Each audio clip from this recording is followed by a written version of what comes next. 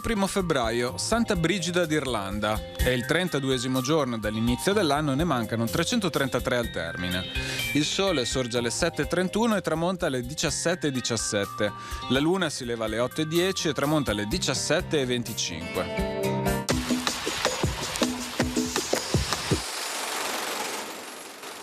Viene istituita la figura del Defensor Sora li Povari Prigioni. È l'istituzione del primo avvocato d'ufficio del mondo.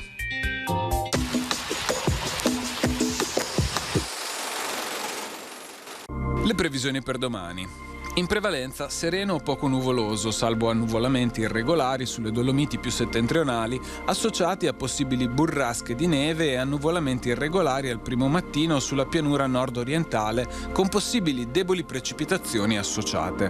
Venti molto forti in quota, con frequenti raffiche di fön nel fondovalle e sulla pedemontana, a tratti anche in pianura. L'effetto fön influenzerà l'andamento delle temperature, con minime stazionarie in locale aumento, massime in aumento sulle zone montane e stazionarie altrove.